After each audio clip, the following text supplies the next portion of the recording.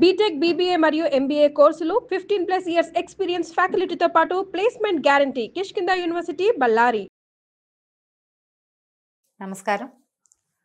ఆషాఢ శుద్ధ ఏకాదశి పరమ పవిత్రమైన తొలి ఏకాదశిగా చెప్పబడుతుంది. సాధారణంగా ఏకాదశి తిథే అద్భుతమైన తిథి, విష్ణు ప్రీతికరమైన తిథిగా చెప్పుకుంటాం. అయితే ఈ ప్రత్యేకంగా తొలి ఏకాదశి నాడు విష్ణువు యోగ నిద్రలోకి వెళ్తాడని, ఇక్కడి నుంచి 4 నెలల పాటు మళ్ళా కార్తీకంలో వచ్చే శుక్ల ఏకాదశి దాకా ఉత్థాన ఏకాదశి అంటారు, అప్పటిదాకా ఆయన నిద్రిస్తాడని చెప్తారు. ఈ 4 నెలల్ని చాతుర్మాస్యంగా భావించి ఈ 4 నెలల కాలంలో కొన్ని రకాల నియమాలు పాటించే విధానం కూడా కనపడుతుంది. అనేక మంది మఠాధిపతులు, పీఠాధిపతులు, సన్యాసం అది స్వీకరించిన వాళ్ళు కూడా చాతుర్మాస్యం చేయటం కనపడుతుంది.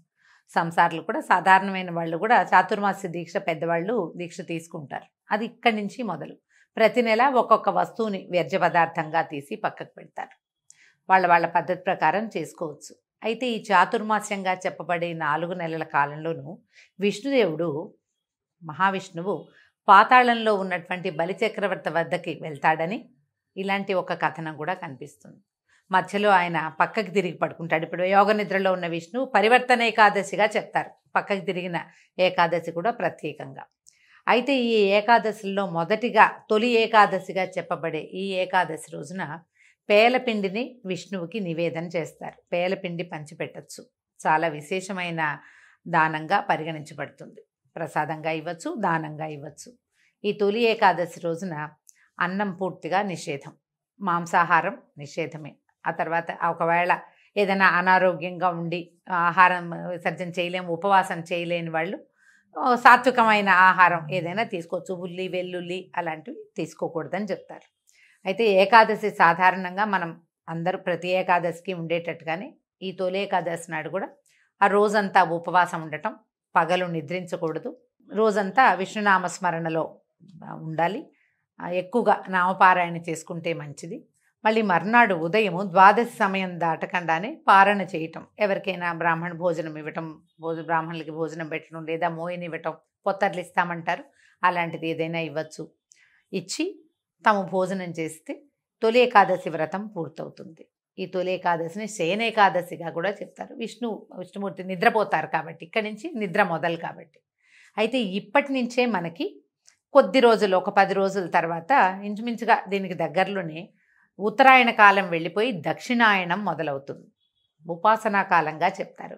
దేవతల నిద్రాకాలమని, ఇప్పుడు తప్పకుండా ఉపాసనలు పెంచాలని, పండగలు చాలా వస్తాయి చూడండి. ఈ తొలి ఏకాదశి తర్వాత క్రమంగా మనకేముంది, ఆషాఢం వెళ్ళిపోతే శ్రావణం వస్తే అన్ని పూజలు. భాద్రపదంలో 10 రోజులేమో మనం గణపతికి పూజ చేసుకుంటాం. పౌర్ణమి గడిచి గణపతిని పంపించంగానే పితృ అమావాస్యలు అవి వచ్చేస్తాయి, పితృపక్షాలు వస్తాయి, మహాలయ పక్షాలుగా చెప్పబడతాయి. పితృపక్షాలు చేస్తాం. పితృపక్షాలు భాద్రపదం వెళ్ళంగానే ఆశ్వీజ మాసం వస్తుంది. 10-12 రోజులు అమ్మవారిని సేవిస్తాం. 10 రోజులు అమ్మవారి సేవ అవుతుందా, మళ్ళీ ఒక 15 రోజులు గడిచేసరికి లక్ష్మీదేవిని పూజ చేసుకుంటాం దీపావళికి. దీపావళి వెళ్ళిన తెల్లవారి నుంచి మొదలు కార్తీక మాసం మహత్తరమైన ఉపాసనా మాసం. అది కార్తీక స్నానాలు అవి చేస్తాం. కార్తీకం అవి మార్గశిరం రాగానే ఒక వారం గడిచేసరికి ధనుర్మాసం ప్రారంభం అవుతుంది. మళ్ళీ విష్ణు పూజ మొదలు పెట్టుకుంటాము. ధనుర్మాసం పూర్తయి ధనుసయి మార్గశిరం అయిన తర్వాత పుష్యమాసం సగపడి పడేసరికల్లా మళ్ళీ మనకి ఉత్తరాయణ పుణ్యకాలం మళ్ళీ మొదలవుతుంది. ఈ దక్షిణాయనం అంతా కూడా దేవతల నిద్రాకాలంగా ఉండి, ఈ సమయంలో మనం ఉపాసనలు, స్నానాలు, పూజలు, హోమాలు, తీర్థయాత్రలు అలాంటివన్నీ చేయటం వల్ల ఏమవుతుంది, భూమికి బలం వస్తుంది, మనకి పుణ్యబలం పెరుగుతుంది, దేవతలు కూడా బలం పుంజుకుంటారట. తర్వాత వాళ్ళు మనకి వరాలు ఇచ్చే కాలం ఉత్తరాయణం తర్వాత దేవతలు అత్యంత ప్రసన్నులుగా ఉంటారని ఇలా చెప్పబడి ఈ కాలం అంతా కూడా మనకి ఉపాసనా సంబంధమైన పండుగలే కనపడతాయి. దానికి ఆరంభమే తొలి ఏకాదశి. ఆషాఢ మాసంలో ఇంకా వేరే పండగలేం లేవు. ఆషాఢ మాసం శూన్యమాసం, ఖాళీ. కొత్తగా పెళ్ళైన ఆడపిల్లలు పుట్టింటికి వచ్చేస్తారు, అల్లుడు గడప దాటకూడదు, ఇలాంటి నియమాలు కూడా మన ప్రాంతంలో కనపడతాయి. అయితే ఆషాఢంలో ప్రత్యేకంగా ఆడవాళ్ళు గోరింటాకు పెట్టుకోవాలని, మునగాకు తప్పకుండా, అవిసె కూర, మునగాకు అవి తినాలని చెప్తారు. ఇవన్నీ కూడా సీజనల్గా చెప్పబడినవేనండి. ఆషాఢం తర్వాత ఏముంది, శ్రావణ భాద్రపదాలు వస్తాయి. శ్రావణ భాద్రపదాలు అంటే వర్ష ఋతువు, వర్షాలు వస్తాయి కదా. ఈ వానలు వచ్చే ముందు కాలం అంతా కూడా మనం మన గోళ్ళు, వేళ్ళు, చర్మం, పొట్ట అంటే మా గట్టుని అన్నిటినీ రెడీగా చేసుకోవడం కోసమే ఈ గోరింటాకులు పెట్టుకోవటము అలాంటివన్నీ. తర్వాత మునగాకు తినటము, మొరింగా అని ఇప్పుడు చాలా ఫేమస్ అయింది మునగాకు. ఈ మునగాకు కనుక తింటే ఏంటంటే గట్ ఫ్రెండ్లీ, అది మనకి శరీరాన్ని శుద్ధి చేస్తుంది. ఆదివారాలైనా కనీసం తినాలంటారు. తెలంగాణ ప్రాంతం అంతా ఆషాఢ మాసం అంతా కూడా అమ్మవారి సేవాకాలం నడుస్తుంది. విశేషంగా గ్రామదేవతల్ని అర్చిస్తారు, ఆమెకు బోనాలు సమర్పిస్తారు. ఆదివారం నాడు అసలు హైదరాబాద్లో అటు ఇటు నడవలేం మనం, రోడ్డు మీద చాలా రష్గా ఉంటుంది. అన్ని చోట్ల బోన సమర్పణే కనపడుతుంది. అన్ని దేవాలయాలు బిజీగానే ఉంటాయి. ఒక్కొక్క ప్రాంతంలో ఒక్కొక్క రకంగా చేస్తారు. ఈ ప్రాంతపు ఆచారం ఇట్లా కనపడుతుంది. ఆంధ్ర ప్రాంతంలో ఇంకొక రకంగా అమ్మవారికి ఆషాఢ ఆదివారాల్లో అమ్మవారికి పెరుగన్నం ఇవ్వటం, గంగానమ్మకు పెట్టడము, అది కొన్ని ప్రాంతాల్లో కనపడుతుంది. ఈ ప్రాంతీయ ఆచారాల్ని మనం ఎలాగూ పాటిస్తాం.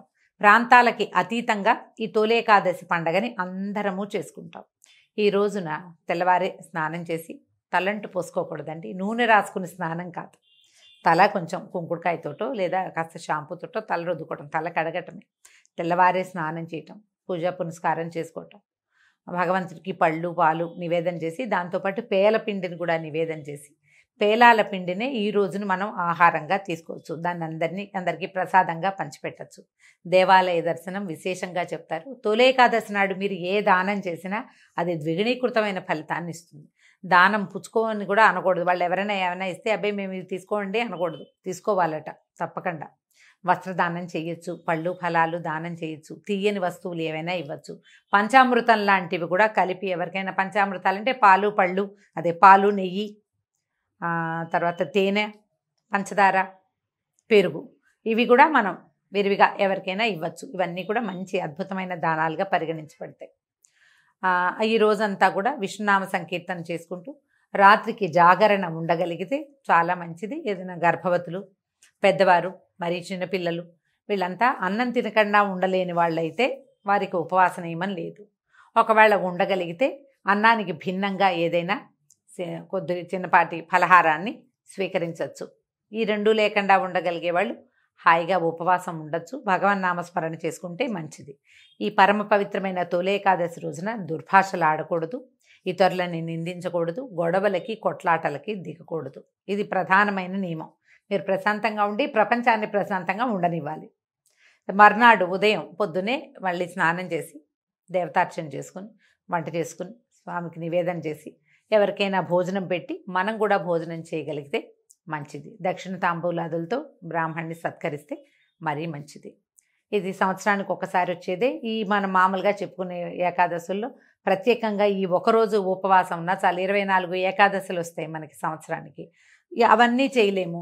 ఈ ప్రఖ్యాతమైన ప్రత్యేకత ఇది, స్వామివారు ఈ రోజున యోగ నిద్రలోకి వెళ్తాడు కాబట్టి ఈ రోజున అయినా సరే మనం ఉపవాసం చేయగలిగితే మంచిది.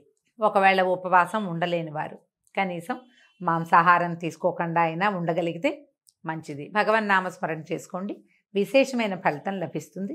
అవకాశం ఉన్నవాళ్ళు ఈ పండుగని చక్కగా జరుపుకోవచ్చు. ఇవేటికి అవకాశం లేదు, ఏదో భోజనం చేసేస్తాం, దేవాలయ దర్శనం చేయొచ్చు కదా, కనీసం దేవాలయ దర్శనమైనా చేసుకోండి.